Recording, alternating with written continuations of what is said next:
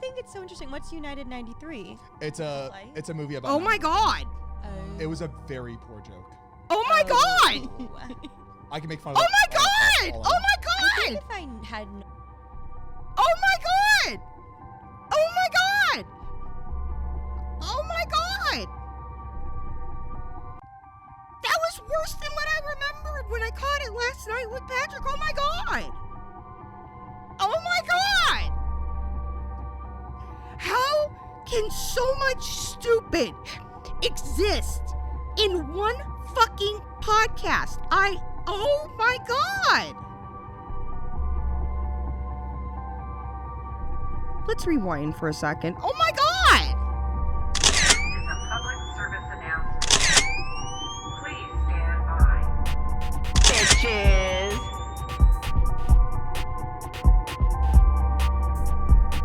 Okay, we're back here for another reaction, and well, there's a trigger warning for this reaction. If you were triggered by any talks of 9/11, anything that happened on 9/11, jokes pertaining to 9/11, anything having to do with 9/11 whatsoever, this is not the video for you. But since someone on the Basically Unfiltered podcast decided to make an untasteful joke about 9/11, I thought it would, and we're a month away from the anniversary of 9/11, I thought it would be a great educational opportunity to educate the hosts of the Basically Unfiltered podcast about why this joke was so distasteful and why there was an entire community called Girl World who descended upon a creator called Foodie Beauty,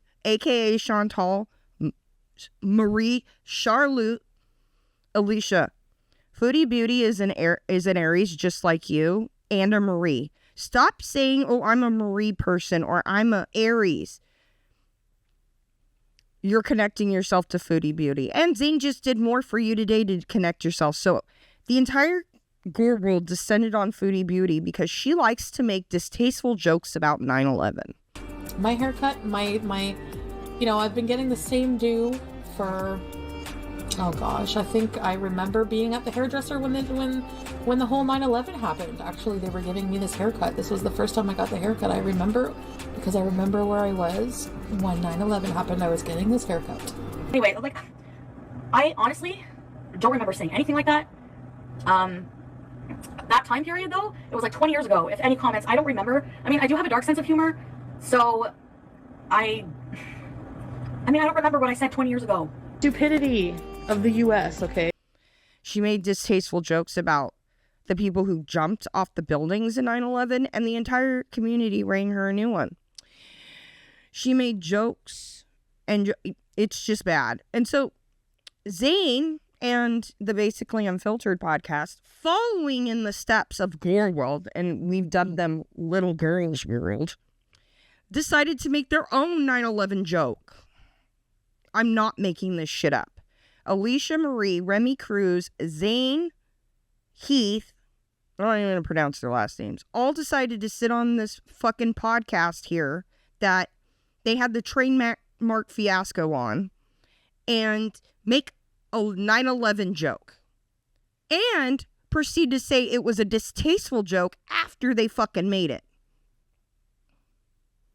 Make this shit make sense.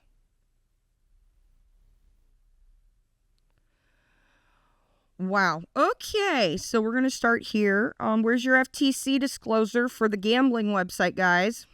Don't see it. It should be at the very, very top, along with your apology for the distasteful joke, but I digress. So let's get into it. First of all, I forgot to point this out in the, oh my God, Remi is driving and vlogging reaction, that I think she had her lips done. Remi had her lips done. And you can tell she's hiding it too in this. Yeah. I just had to clock that there. There's nothing wrong with getting your lips done, but it's just very obvious, the duck lips and stuff. So, prepared to be angry. Like I said, trigger warning. And then afterwards, we're going to educate ourselves about why this is a very distasteful joke. And then we're going to end. Then we're going to end on a more positive note here. And I'm going to share with you my favorite 9/11 hero that I actually... I was in middle school when 9/11 happened. So right after 9/11 happened, there was some people that came to my school who were at the World Trade Center and in the buildings when it happened. And one of the people, she was one of the heroes of 9/11. And so I just wanted to share her with you. So I will timestamp if you just want to hear about that story. It's really good. And all this other stuff triggers you. But we're gonna end on a positive note with that. My favorite hero from 9/11. So yeah. Let's get into this horror podcast with the horror duck lips here. I can't with the shenanigans that have been going on here lately. Okay. Oh, basically unfiltered. Bad 9/11 jokes. Let's roll. Yeah. Isn't that interesting though? Very interesting. How often? They do that a lot. It's on the just plane. it's Okay. I feel I like a lot of forgot times to when you see preface actually here. someone on So your flight. this Not shoving the podcast envelopes, isn't that is crazy? titled Remi was stuck on a plane with a criminal. So she's sharing a story about how when she came back from her trip to Hawaii, her anniversary trip was basically anniversary / let's go clout chase at Retman's birthday party. So on her way back, I guess she didn't notice because she's, so in her own little world. But Cal pointed out at her that like there was someone being transported across state lines back to California. Now, the person probably committed a crime in Hawaii and they were being extradited. But Remi trying to make it into this whole like, oh my God, this is just crazy thing on a plane. All right. So that's your preface there. Of course you did. You're self-centered. I missed all of this. But That's so movie. Which I know. that's a so cool. great Catch Me If You movie. Can. Catch Me If You Can. Really? So Mission good. Impossible. Alicia's sitting here. Yeah, Catch Me If You Can is a great movie. That's a really good movie. I know that it's free a lot of times on YouTube. If I can remember, maybe I'll link it or something. But I've linked it before on my vlog channel when I've linked like shows and stuff I watch on YouTube. But yeah, that's a really good movie. So if you I know you already saw it, but like if you saw that on your flight, would you like be a little nervous that you knew that a criminal's on the plane, or you'd be like, No, I wouldn't be a little nervous because they have an air marshal with them. Usually there's like a federal marshal that has to fly back with them because it's being across state lines. I mean, we all saw, if you're part of True Crime, Brian Kohlberger, I call him Brian Fatburger over on my vlog channel, and we've talked about him. His alibi, Goodnight Moon, I made a artistic representation of it. It's over there on my community tab. But Brian Kohlberger, Goodnight Moon, alibi. Yeah. When he had to come back and be extradited from Pennsylvania to Idaho, they had an air marshal, and they have this picture of the marshal with all the shit and all the bags and stuff, and then the other guy, the FBI guy, and he's got his hand on like all the shackles hooked up to him, and they're all getting on the PJ, which they took a private jet, which was really funny. So yeah, no, Zane, I would not feel uncomfortable. Like he's being escorted with a guy with a pew-pew.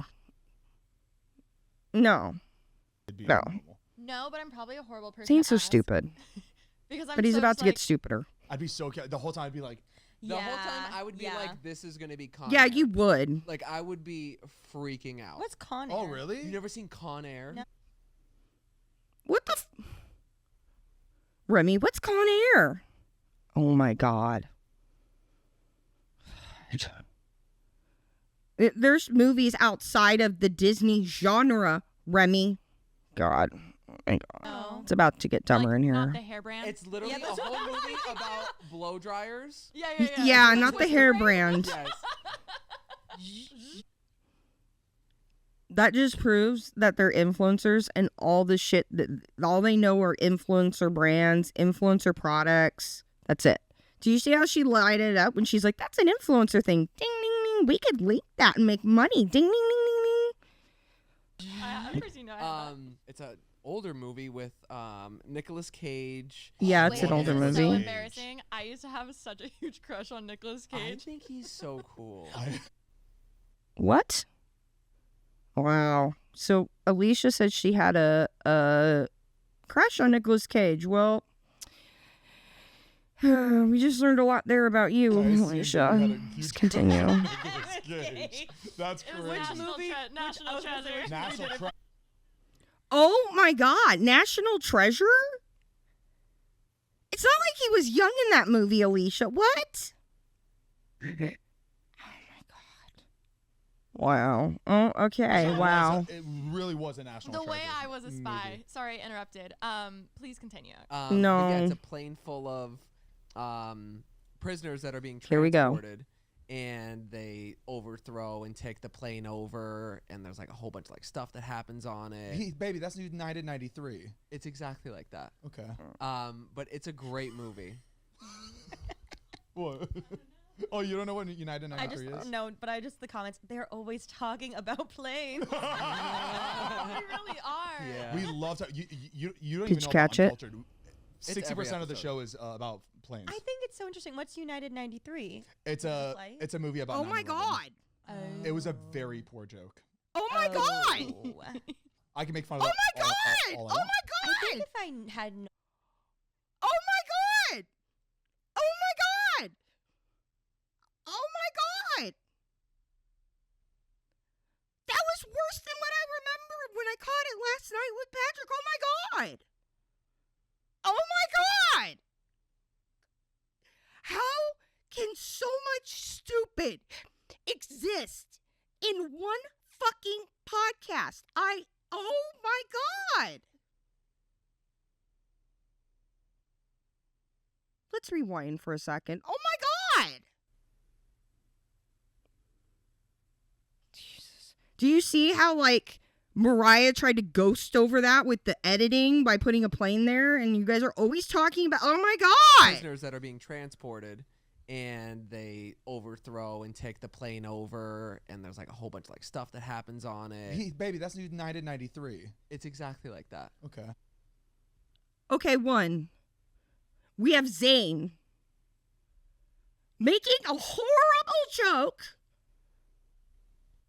about Flight 93 from 9/11. Now, educational, let's take a little history. Flight 93 was a flight that was hijacked, one of the flights that was hijacked during 9/11, and it was supposed to crash into the Capitol building.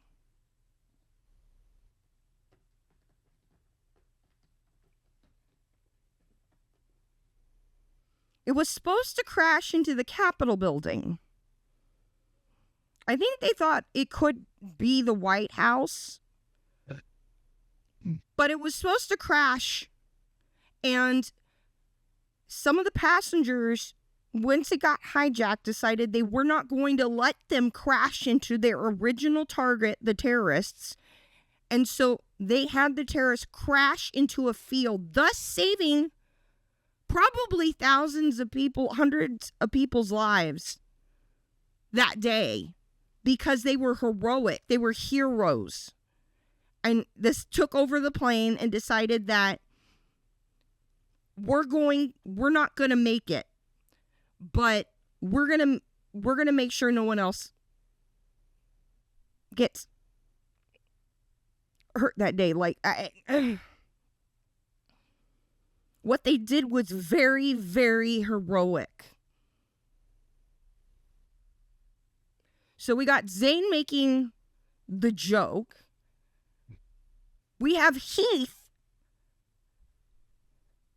here going, yeah, exactly like that, So being like, yeah, man, that's a A-okay, Zane, that you just made a 9/11 joke. That's okay that you just made a joke about people who sacrificed their lives or sacrifice themselves for a bigger purpose so that other people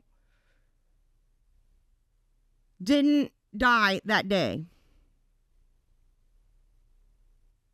Okay.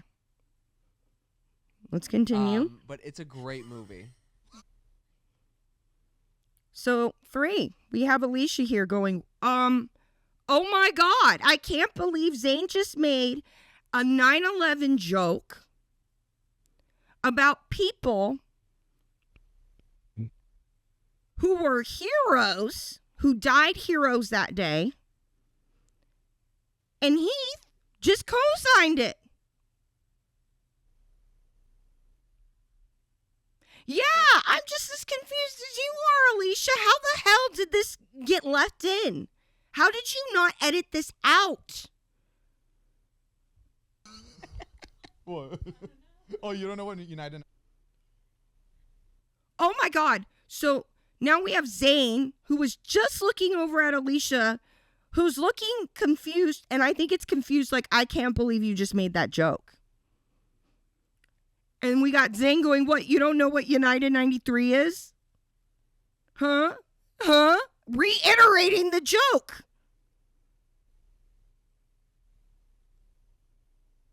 The comments, they're always talking about. Here's Remi, who's oblivious to the joke. Oblivious. And so she's just talking about how, like, we're influencers, guys. We're always on planes, guys. We're just like dumbass influencers who know nothing about U.S. history that happened while we were alive, even though we were kids and stuff, even though that happened when we were alive. Yeah, we're just dumbass influencers who get to go on these trips that are paid for all the time. We get to fly around on private jets all the time. It's just great, right? We're just spoiled ass influencers. Mariah trying to hide the fact that Zane made a horrible 9/11 joke and her soon-to-be husband co-signed it. And then we got Alisha, who's just like, why the fuck did I sign a contract with these 3 assholes? Yeah. We love to, you don't even know about Unfiltered. 60% of the show is about It's 60% of the show is about planes because you're spoiled ass influencers who know nothing about history that happened when you were alive, about a day that thousands of people died. And here you are making a distasteful joke about it. And then just automatically switching subjects to, isn't this so cool? We're privileged influencers, guys. We're privileged influencers that get to go on all these trips and we get to go on all these planes because we're super rich and we made so much money off of you watching our content. And now here we are flying on private jets and shit and making distasteful 9/11 jokes. Yay!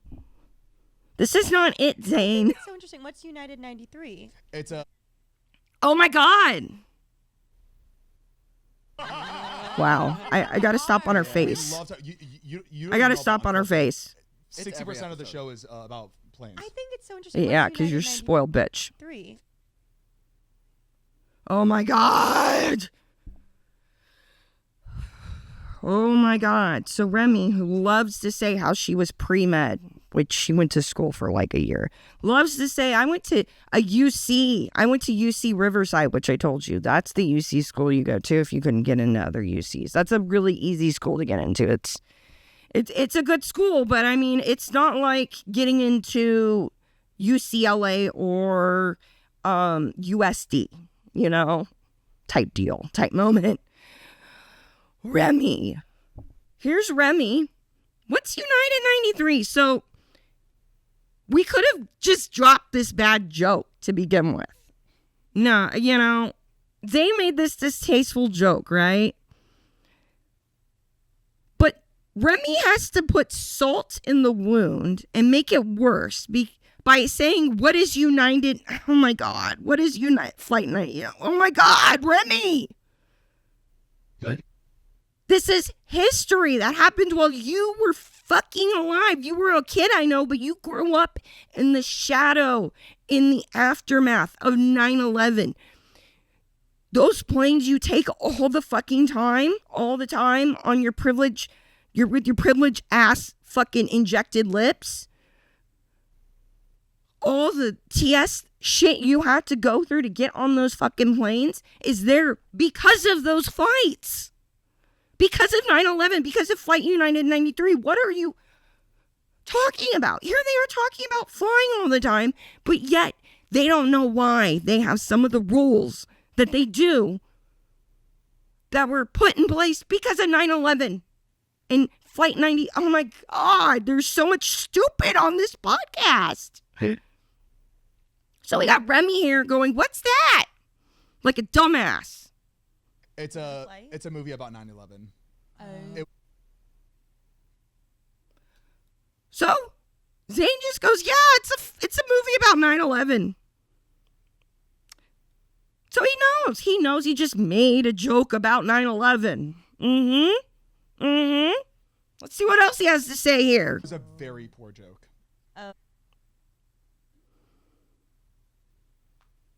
Oh, what was that? What was that saying? What was it? Tell me again. What was it? What was the joke? About planes. I think it's so interesting. What's United 93? It's a movie about 9/11. It was a very poor joke. It was a... Oh.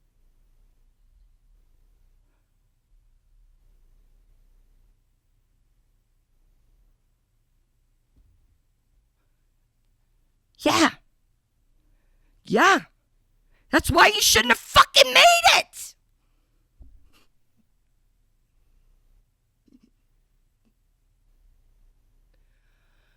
I've been telling you, this is the new Sala of this is the Sala of little girls' world.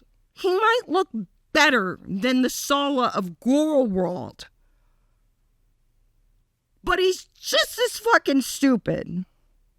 He might not be like embarrassing like Sala is with like poop gate and shit, but he's just like Foodie Beauty. He'll make 9/11 jokes.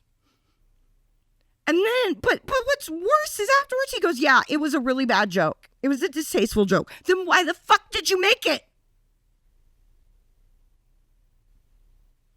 Just because you make the joke and then you go, yeah, I know, I shouldn't have said that. That was bad. Doesn't negate that you just said it.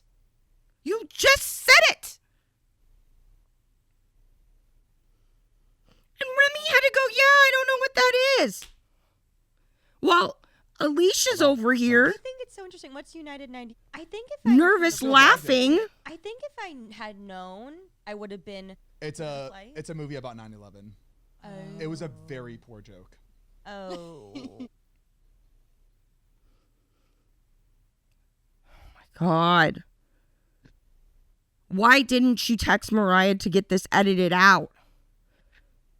The fact that it's not that you guys just made the joke and Remi then made it known that she didn't know anything about 9/11 whatsoever. For as many times you guys have been to fucking New York, have you ever visited the 9/11 memorial there? Have you? And then here's Alisha like, nervous laugh. Oh my God.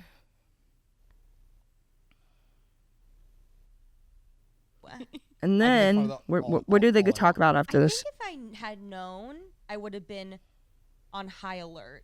But I slept pretty much the entire time, and I was completely... Don't you love how they just gloss over that bad joke? They just go from that. Like, okay, wow.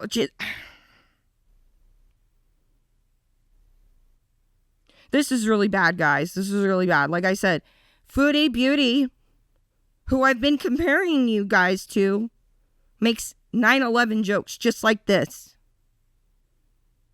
With her Sala, her husband. Which isn't really her husband, but that's controversial.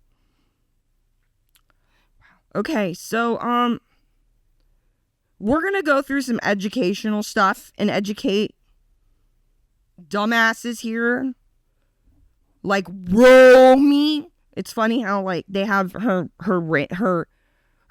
drunk party name is Romy and Alicia's is Loesch.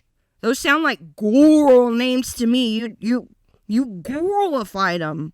You know, like all you do is put an O where at the beginning of it, and it's like, how we have like garlic fries, Gorlick fries, or Gorlick fries, Gorlick bread. That's his name, Gorlick. I was mishing FFG and him together. That's funny, Gorlick fries.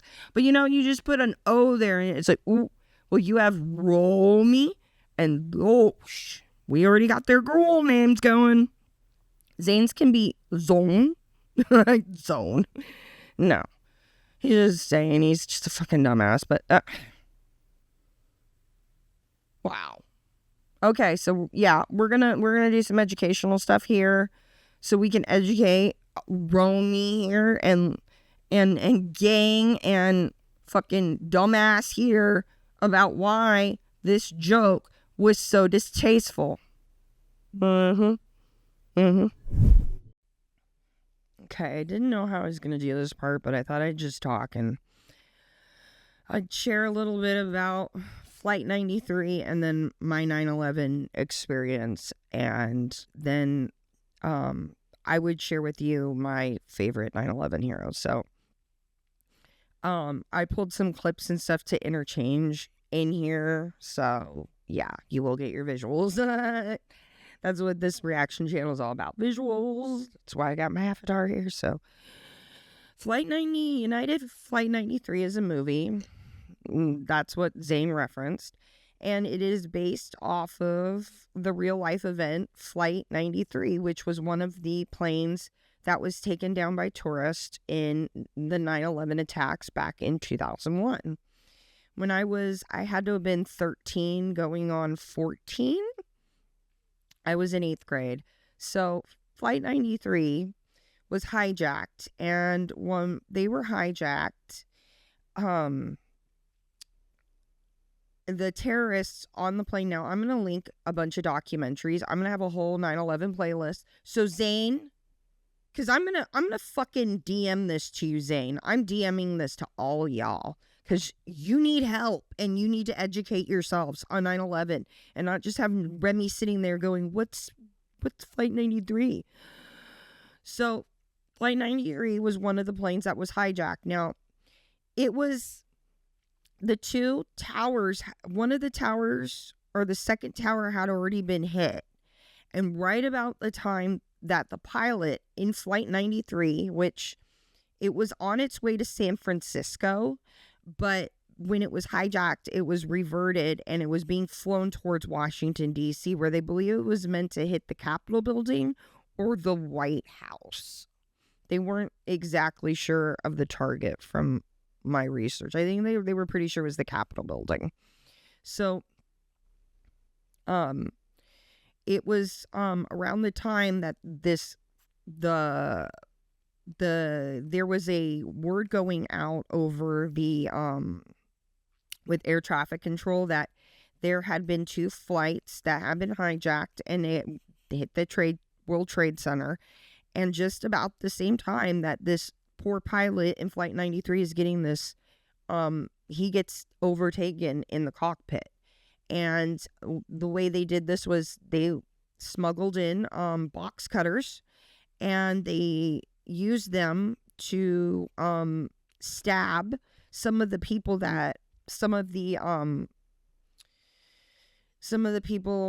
were on the flight, the passengers, and then they used it to stab the pilot who was flying the plane. And one of the things that they think that they accredit for, why they couldn't exactly take over this plane was that in listening to some of the recordings, that while this pilot was literally laying there and dying in his seat after being stabbed, he was messing around with the controls, and they're pretty sure he did something to where he turned off the autopilot or something.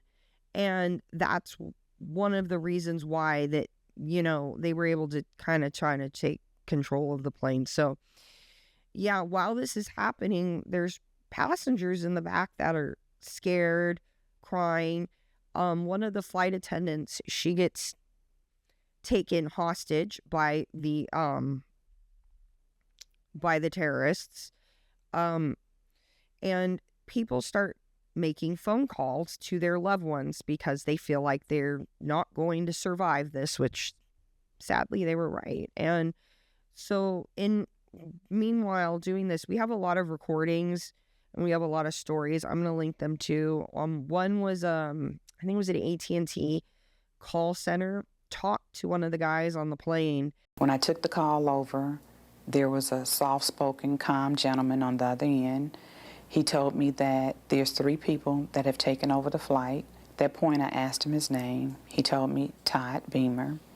He was from Cranberry, New Jersey. And in talking to him, he relayed that some of the passengers had decided to come together and they were going to take back the plane. Because I think at that point they were realizing that no matter what, this was an unalive mission. When he wanted to pray, was your sense then that he knew that? Yes, I did. I felt that he knew at that time because he had said, "Oh, Jesus, help us."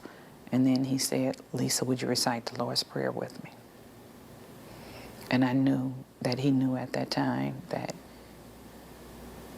it wasn't much left for him to do.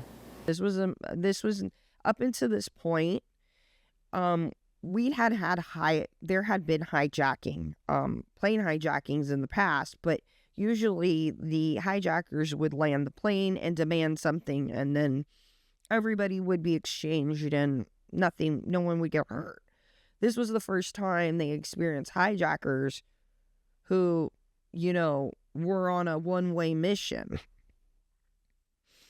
And so these people are realizing that they're not going to live.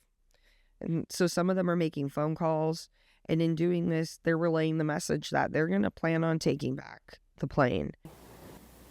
They're all heroes in my eyes. They really are. They all pitched together and they did what they thought was the best thing to do at that time. And I feel that Todd played a great role in that because when he told the guys, "Are you ready?" I assumed that they were waiting on his cue. Then they responded to him and he said, "Okay, let's roll." And the lady who was on the phone at the call center talked to the guy who, let them know when it was time to try to take back the plane. And so they took back the plane, and in doing so, I remember hearing that they thought they purposely crashed it, but it might have just been that, both pilots were gone. To these terrorists, in doing research for this part, they were saying a lot of the 9/11 terrorists, they were not trained on these big commercial planes. They were trained on these little Cessnas and shit, these little like 2-wing, planes. And then we've all heard they also didn't learn how to land planes and shit like that, right? So the autopilot, something's messed up on the plane. The pilot did something so that, they couldn't exactly take control of the plane and do something. And so whatever happened, they crashed the plane before it got to its target, which was likely the Capitol building. And then these people perished. And there were people who were made widows and widowers. There were people who lost their fathers, their mothers, their friends, their best friends. And would you please help me welcome his wife, Lisa Beamer, here tonight. She called me that Saturday morning. I told her, I said, "You have 2 boys, David and Andrew?" She said, "Yes, I do." I said, "You're expecting a 3rd child?" She said, "Yes. He told you all of that." I said, "Yes, he did. And he wanted me to let you know that he loved you and his family very much." There were people who had to listen to their loved one call them and tell them goodbye. You can listen to 3 recorded calls made from the aircraft that day. Please be advised that these brief recordings include content of a sensitive nature. Parental guidance is recommended for younger visitors. Passenger Lauren Grant Colas phoned her husband Jack at 9:39 a.m., about 11 minutes after the hijacking began. Honey, are you there? Jack, pick up, sweetie. Okay, well, I just wanted to tell you I love you. We're having a little problem on the plane. I just love you more than anything. Just know that. I just love you. Please tell my family I love them too. Bye, honey. Passenger Linda Grundland phoned her sister Elsa at 9:46 a.m., about 18 minutes into the hijacking. Elsa, it's Lynn. I only have a minute. I'm on United 93 and it's been hijacked. Mostly I just wanted to say I love you. And I'm gonna miss you. and please keep my love to my dad. And mostly I just love you and I just wanted to tell you that. I don't know if I'm gonna get a chance to tell you that again or not. Flight attendant Cece Lyles phoned her husband Lorne at 9:47 a.m., about 19 minutes into the hijacking. Hi, baby. Baby, you have to listen to me carefully.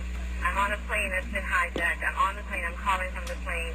I want to tell you I love you. Please tell my children that I love them very much. I hope to be able to see your face again, baby. I love you. Bye. Because they knew that they were going to die. So what these people did in this plane was actually very, very heroic. And Zane making fun of what they did with a tasteless joke on a podcast is horrifying and disgusting and disrespectful to what these people did. These were Americans like you, Zane, who were on a plane just like you, Zane. You say you fly all the time. This could be you statistically. Yeah, a lot of things have changed now where we can't take certain things on a plane because they could be used as a weapon. And partially is because of what happened on these flights on 9/11. So a little bit about that day for me. I was 13. I was about to be, I think I was a month away from being 14, and I was in the 8th grade. And during the time I was going to a very small, it was a Seventh-day Adventist school. So basically it was Christian, right? And we had very small class sizes and stuff. Well, the night before that, I don't know what it was. I don't know if I don't think I was sick. I think I had, like, if you guys watch me on my vlogs, like I've had, where I had coughs from the allergies down here. They get really bad sometimes, and people will have coughs from the wind and stuff. Well, I guess I was up all night the night before with the steamer with my mom, coughing all night, and I didn't sleep. And so I remember I was up, and my mom, it was like 4:30 in the morning, and my mom would get up super early, right? And we live in California. At the time, I grew up in the Coachella Valley. I was born and raised here. So this is where I was living, here in the Coachella Valley, right? California. So I remember in the morning when my mom was getting ready for work,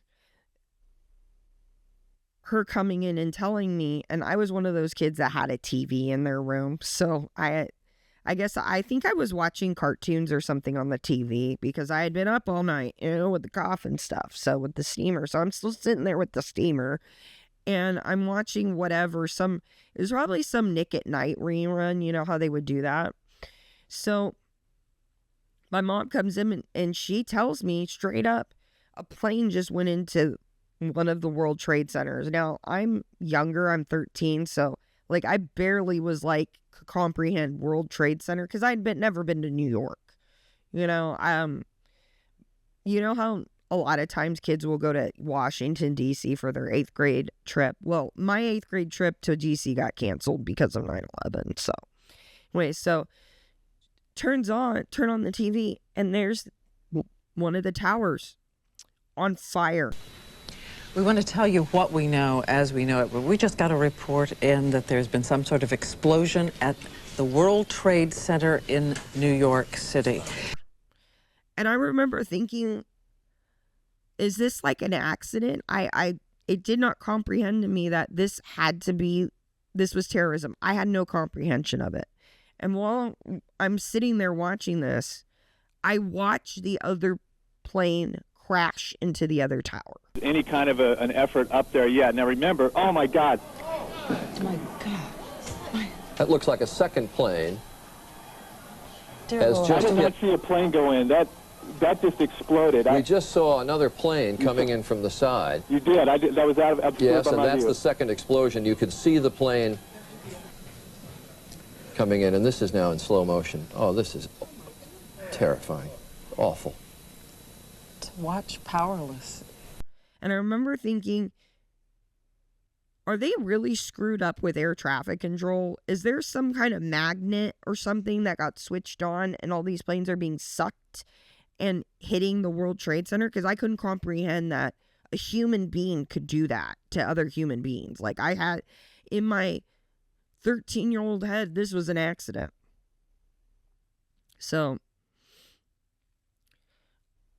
I was 13, and a lot of times around that age, that was around the age my mom started letting me stay home when I was sick. Well, that day, because of what happened with 9/11, I went and stayed with my grandmother that day. And I remember she had just moved into a new place.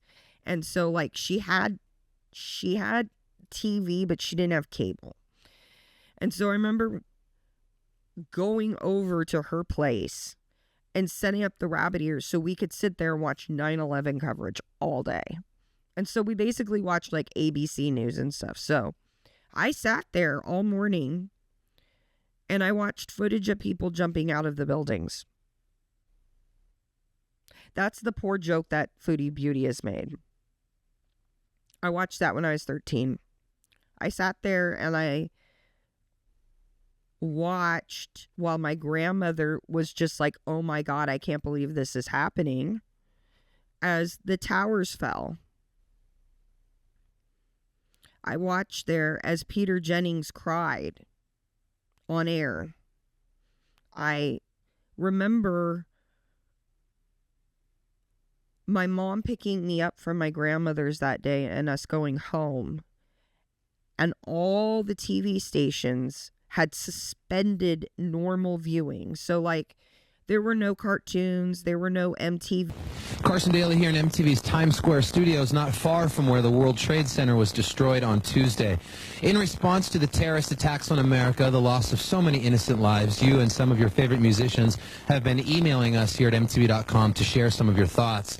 And we've also suspended our normal programming to set up a sort of on-air bulletin board showing you some of those emails, along with some music videos and, of course, continuing updates from MTV News. TV shows, there were no daytime soap operas, there was no ESPN Sports, none of it. It was gone. There was just a little ticker taper thing saying we've suspended coverage in light of what happened. Our hearts are out with the victims. It reminded me of how we ended up having all these commercials during the panty, you know, but worse. And so I remember just flipping through the channels and there was nothing on, and Nickelodeon went back to watching, to doing old shows. So I remember my mom was like, I can't watch any of this anymore. You know, this is just sad.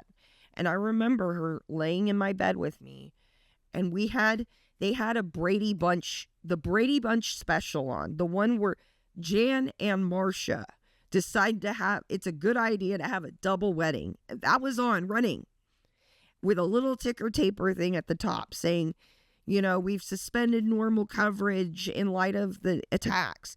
It was on every channel. And I remember laying in bed and crying with my mother because it was so overwhelming.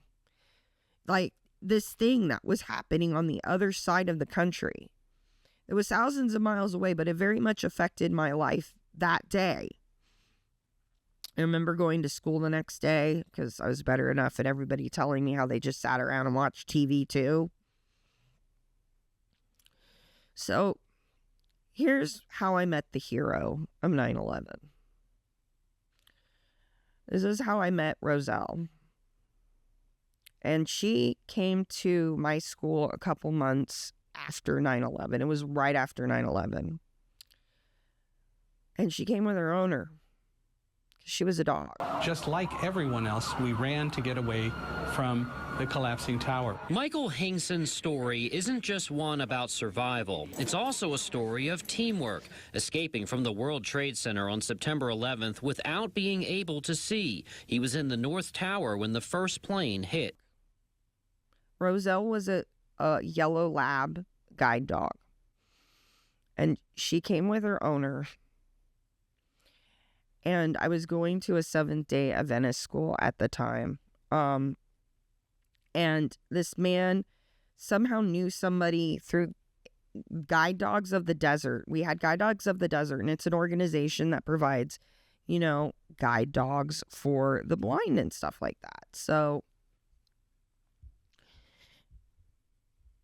this dog was, you know, provided to, so he came to the school, and as a part of them trying to create, like, I because of what happened in 9/11 with him and Roselle and what they went through, they were trying to get him out to start talking and sharing his story and share everything, you know, with him and Roselle and their story and whatnot. So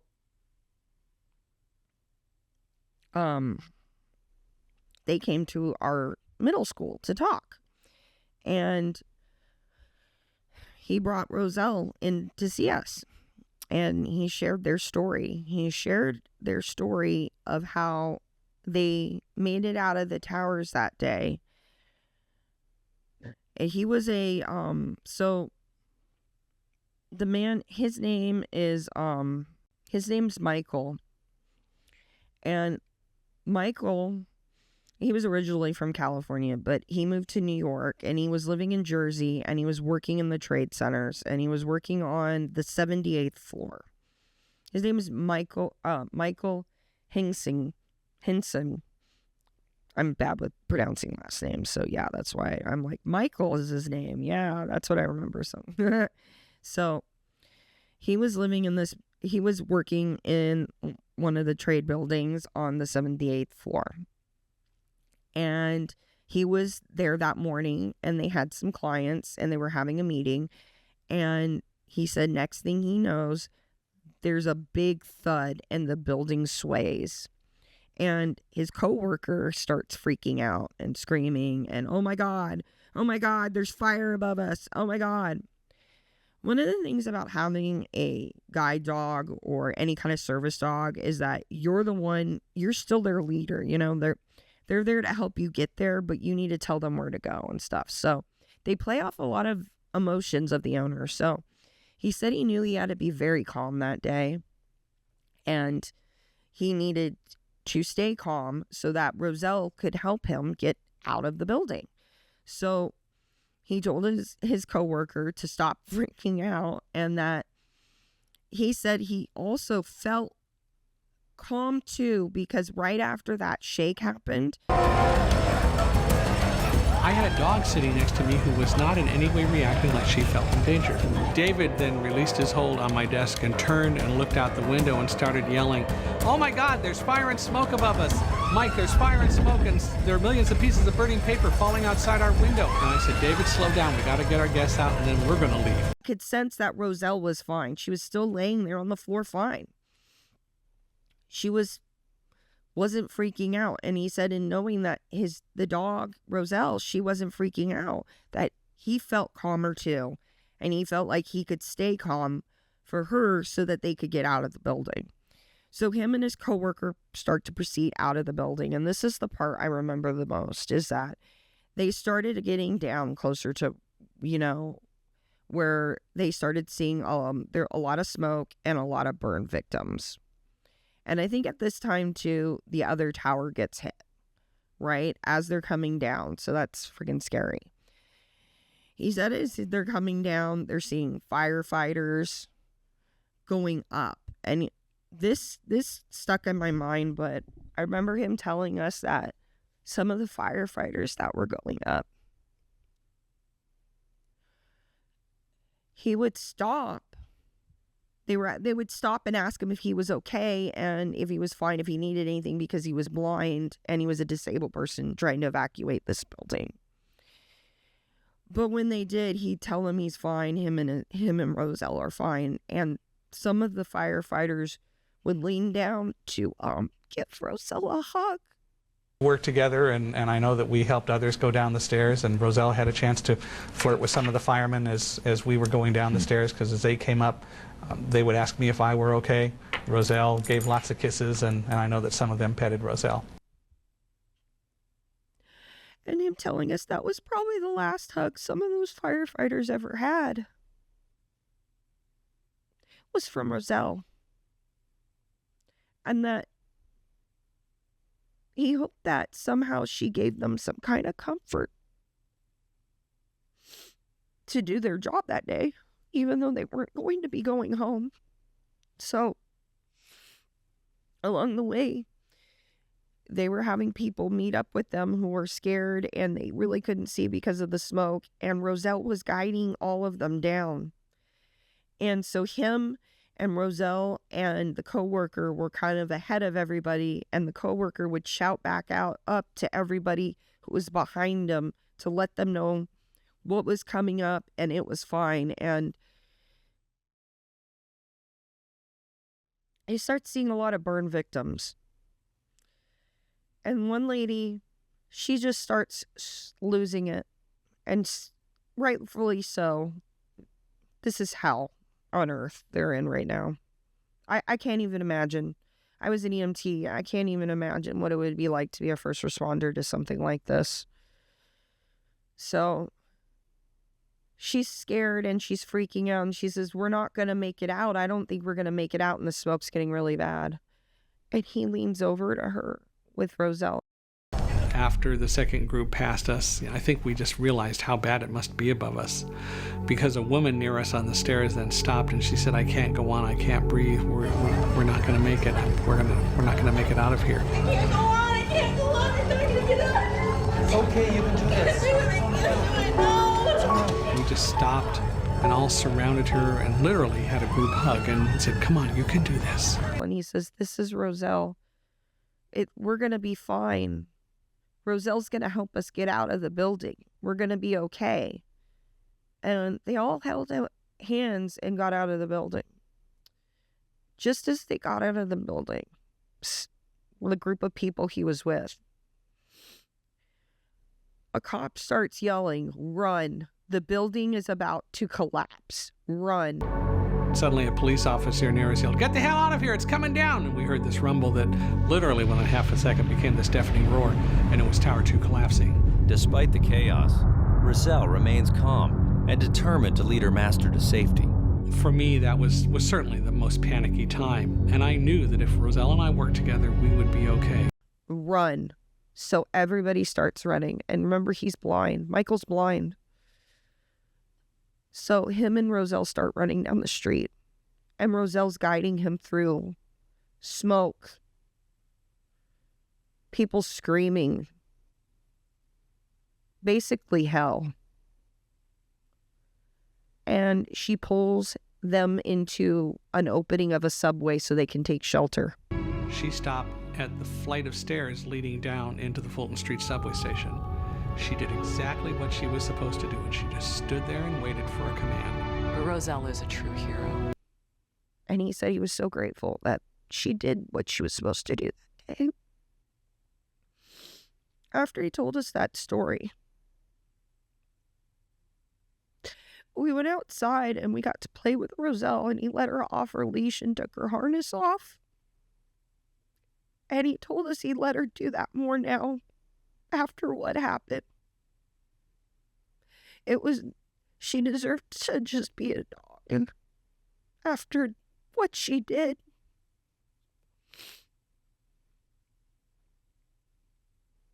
it was a Christian school, so I remember too, to end the whole thing, we did a prayer circle where we all held hands around the dog. And we prayed for the people who lost their lives. And we prayed and we said thank you to God for dogs like Roselle.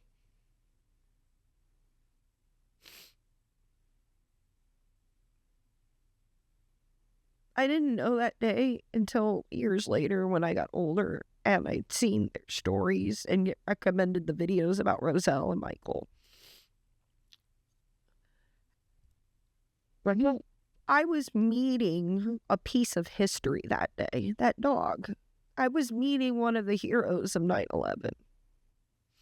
I remember too that day them telling us how her going down those 78 flights of stairs, calm, was a big deal in the guide dog community because it is hard to train dogs to go downstairs, I guess. And they were excited because the lineage that she came from, the mother and the father were still a breeding pair or something, I don't know. And they were going to be able to breed more puppies for future guide dogs, you know, because of this trait she had.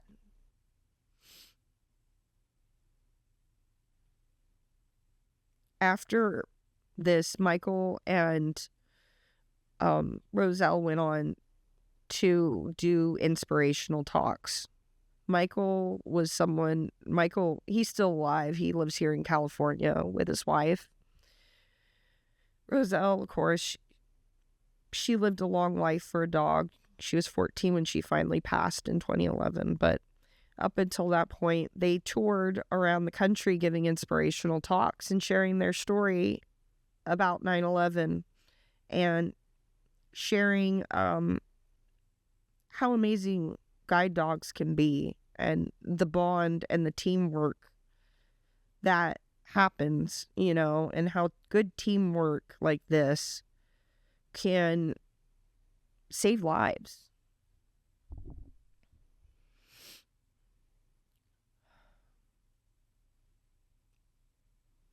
She was an amazing dog. And she was one of the heroes of 9/11. So every 9/11, I usually will try to, if I'm not, you know, because I have all these health issues and stuff, I'll make a post and I'll pay tribute to Roselle, who's my 9/11 hero. She was more than just a dog. She was more than just a dog. She was a hero. And I feel like I'm a better human being for having met her and getting to know their story. So, this is one of the reasons why Zane's joke was so upsetting to me. As someone who was old enough to sit there and watch 9/11 happen, to have met people who were a part of it and affected by it, traumatized by it, and was able to overcome that by, you know, going out and trying to inspire others. I mean, shoot, Roselle and Michael were on Larry King a couple times. Like, I think he might have been on Oprah too. I can't remember, but he was everywhere. Boom.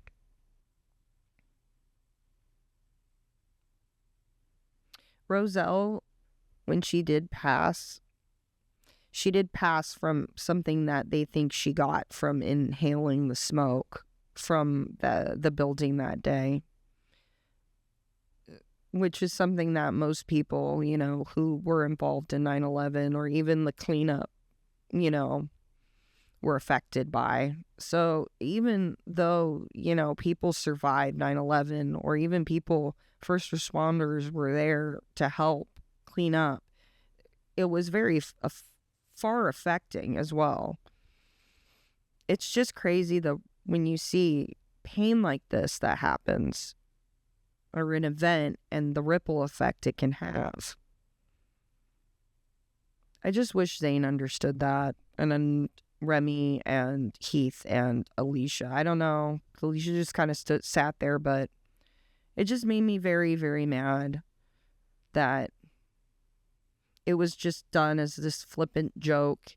It was acknowledged that it was a bad joke. We had Remi here being ignorant to 9/11, someone who's been on trips to New York several times. I've never been. I'm 36. I've never been. I'm about to be 37. I've never been. But I know more. Now, yeah, maybe because I was old enough to remember all that and the history that day, and I sat and watched it on TV, but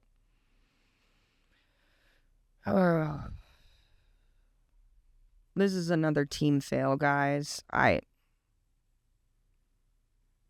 Especially right before 9/11. So, yeah, I'm just really upset by this. I just was disappointed.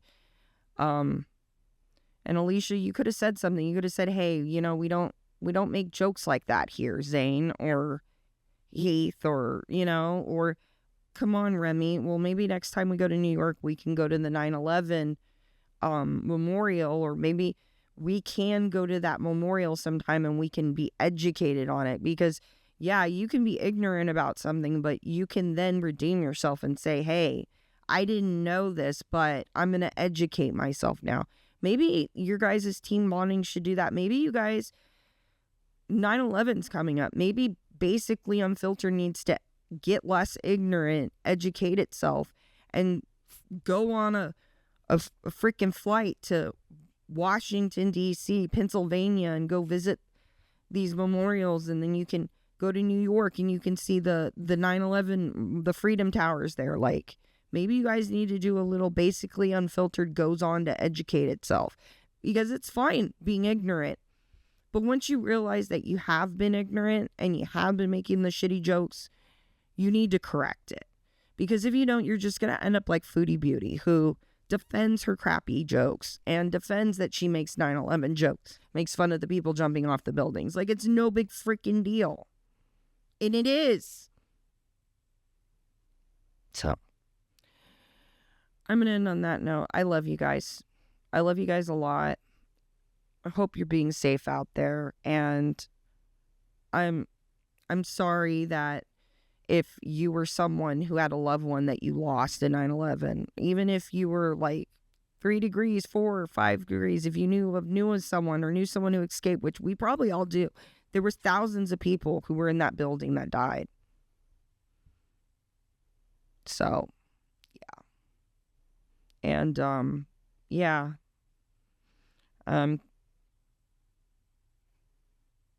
I don't know what else to say. It's just fucking crazy, right? So, yeah, I love you guys, and be safe. And,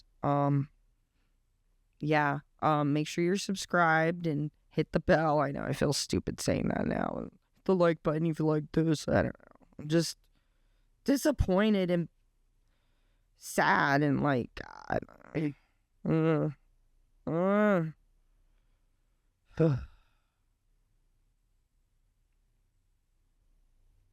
Damn. Love you guys. I'll see you in the next one. Peace out.